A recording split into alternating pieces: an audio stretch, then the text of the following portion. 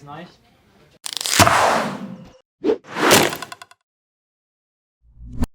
Now you guys know why I wear a hat all the time. Nothing will make you more self-conscious about your hairline than seeing yourself on video under fluorescent light. Hey everybody, AJ from Knights of the Apex here. Wanted to put a quick first impressions video together. I shot over to my local archery shop last night, Adventures Archery here in Tampa. Put 20 to 30 arrows through the new V331.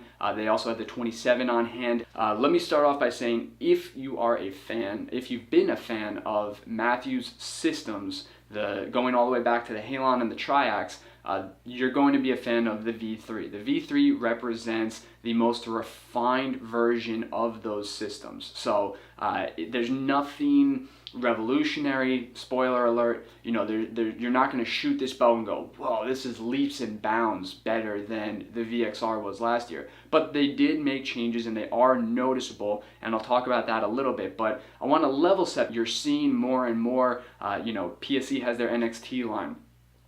Prime has their CT line, right?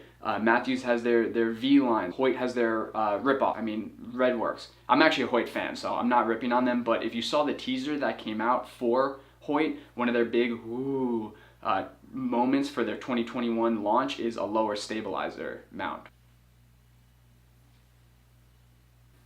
Yeah, PSE has that for a year now. Come on, Hoyt, do better. We all want you to do better. Turning into Bowtech. Even Elite has a very distinct feel to all of their bows, and you either love it or you don't, but you pretty much know what you're getting with an Elite year after year. The feel and the sensation of shooting these bows is becoming more and more consistent, more and more refined, but more consistent year after year. The exception to that being Bowtech, which still seems like they're kind of struggling with their identity a little. They'll launch a speed bow one year and then a very forgiving tunable bow the next year, and I'm not really sure what they're doing with their lineup this year. I'm kind of waiting for another flagship to potentially be lost, because it almost launched. It seems like a flagship was lost, because I don't really get which one is their top bow from their marketing materials. I'm a little confused, but I'm hoping that they have another bow coming at ATA. But anyway, enough about that and the industry. Let's get into the V3. So the V3, the big changes for this year, if you haven't seen the promotional materials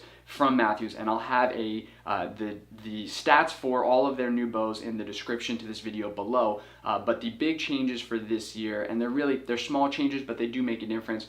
Longer riser, which aids in the stability of the platform. Longer riser bows tend to be more stable, especially at full draw. That's why you see more and more companies going to that. That's something that I talked about a lot in my recent PSE reviews that I did. And with the V3, you definitely notice that at full draw, it feels a bit more stable than the VXRs, the Vertex Traverse, and the Triax before that. The Engage grip is still the same grip that you have from the previous 2 years, but coming to full draw, I noticed that I didn't get that same wobble, that same left to right axis wobble that I would typically get with those bows. And I know that this is a first impression video, but I feel very confident talking about Mathews systems because I have more experience with Mathews bows over the last 3 years than any other manufacturer.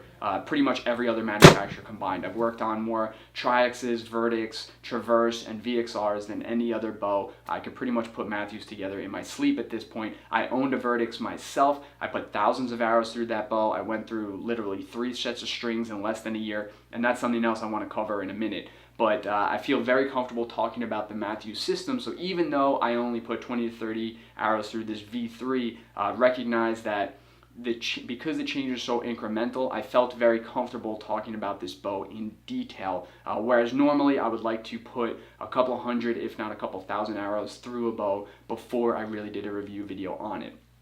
Also, I have no sort of relationship with Mathews. They don't know I exist. I've never talked to anybody at the company, so know that. Back to the bow. The other change on the V3 that I think probably made the biggest difference, and you really feel that in the later part of the cam cycle, at least I did anyway, it was a bit smoother this year, the new cable guide position. So it looks funny, but it works great. The new cable guide position brings the pivot point where the cables, I'll use my PSE here. So every bow, right, the cables run down. This is what holds the weight of the bow when you're at full draw. Your string actually doesn't have a lot of tension on it when it's at full draw. Your cables do. but you need something to keep those cables from being out of line with your arrow, right? So that's why you have a cable guide.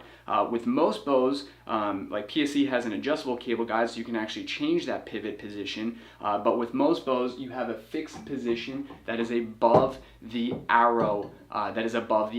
This creates some asymmetrical torque on the system when you're coming to full draw. What Mathews did is they brought that pivot point in line with the center of the riser. So I thought that was a ingenious little design. It looks kind of funky, but it seems to work really well. I would have liked to see an adjustable cable system. Now the bow that I shot was set to 70 pounds and 28.5 inches. 28.5 inches is what I normally shoot. It's what I shoot on Hoyts and PSEs. The 28.5 inches in the Mathews felt long, and that I've had that same issue going back to the Verdicts that I owned 2 years ago, and pretty much every Mathews that I've ever shot, it seems like it's about a quarter inch to a half inch longer than advertised, at least compared to other manufacturers. Now, as far as during and after the shot impulse, I didn't notice any more or any less vibration or noise than the previous year's Mathews bows. Pretty consistent there, and I know that I kind of touched on this earlier, but you know, as far as that goes, nothing drastic. This is still very much the same system as going all the way back to the Triax a couple of years ago. So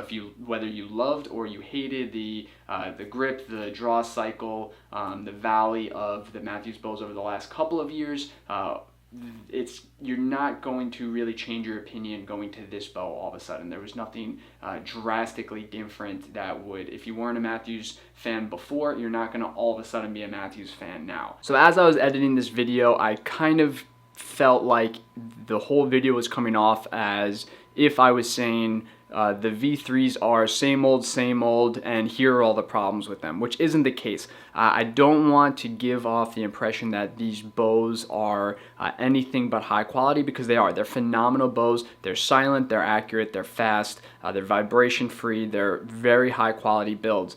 There just wasn't a whole lot of new to really talk about, but realize that they are phenomenal bows. But like any bow, go to your shop, try them out, be cognizant of the quirks, don't just buy into the marketing materials, and figure out what system and what feel works best for you and your shooting style, where you're going to be shooting, what you're going to be hunting, and how you hunt.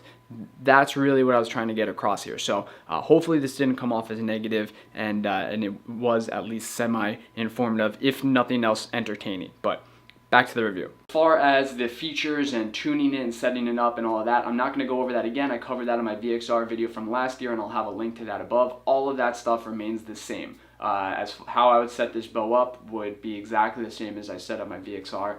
Nothing changed. Not my VXR, it was my buddy's VXR. But nothing would change in that regard. As far as the 31 versus the 27, unless you're a dedicated ground blind hunter, or for some reason you just really need a short axle-to-axle bow, the last couple of years, and the V3 is no exception, the longer axle-to-axle models of the Mathews bows have been noticeably smoother and more steady and just easier and more pleasurable to shoot. So personally, I would always lean towards the 31. I said the same thing about the Verdicts and the Traverse, the VXR 28 and 31 last year. I would always lean towards that longer axle-to-axle model. But try them out for yourself. Again, everybody's needs are going to be a little bit different. Now, one serious problem that I've had with Mathews over the last couple of years, and something that I did my best to research going into this year to see if there's been any changes, and no one has been able to confirm otherwise, is their factory strings. The zebra strings that Mathews produces are complete garbage. For a company that puts forth and engineers such phenomenal bows, they should quite frankly be embarrassed of their string quality. I've used a lot of zebra strings over the years. I mentioned before on my Verdicts I shot through 3 separate sets of strings. 2 of those strings were zebra strings. The 3rd set of strings was, I believe I put hog wire on those and I had no issues with them. Put gas strings on Buddy's VXRs and haven't had any issues. But the zebra strings that both come on the bow and the ones that I've replaced in the past have all just stretched. I've experienced constant peep turn. The cables would just stretch. Over time, you would notice your ATA, your poundage would drop and your ATA would increase. It was just supremely frustrating. I honestly would not trust them to hold up my pants. In my VXR review, I joked that the peep turn was so bad that you could tell the moon phases on it.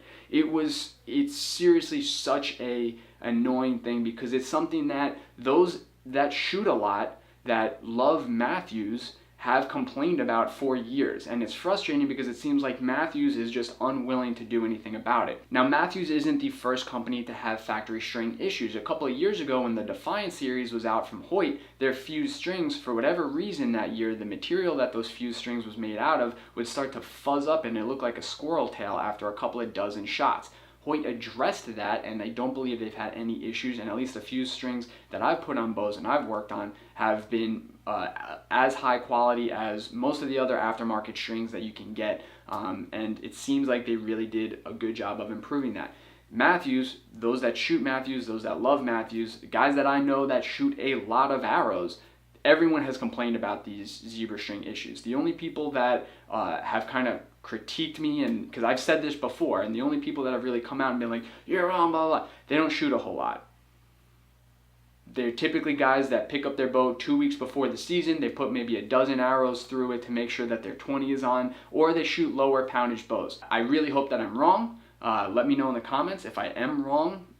If somebody's got a V3 and they've got extensive experience with it and they've put a couple of hundred arrows through it and their strings have been fine, please rip me apart below. Let everybody know that it's not an issue. Now, personally, I'm a big fan of buying a second set of strings as soon as I get a new bow anyway, because things happen, you know, strings get nicked, you tap a broadhead on a cable, something like that. I always like having an extra set of strings just in case, especially leading up into the hunting season, because things do happen. But yeah, guys, that pretty much covers my first impressions of the new Mathews 2021 models. Let me know in the comments what you think. What 2021 flagship models are you still excited to drop? At the time I'm making this video, Hoyt's still yet to announce theirs, Prime hasn't announced theirs, PSE still has more bows to launch, and I believe all of those companies are probably going to wait until ATA to do so.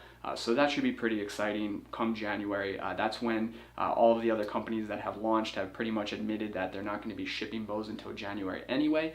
So I really hope that more companies moving forward just wait to launch and announce their products until January after the season. I hate being in the tree stand and seeing new bows being announced. It frustrates the crap out of me. But thank you all for watching. I will catch you all next time. Bye.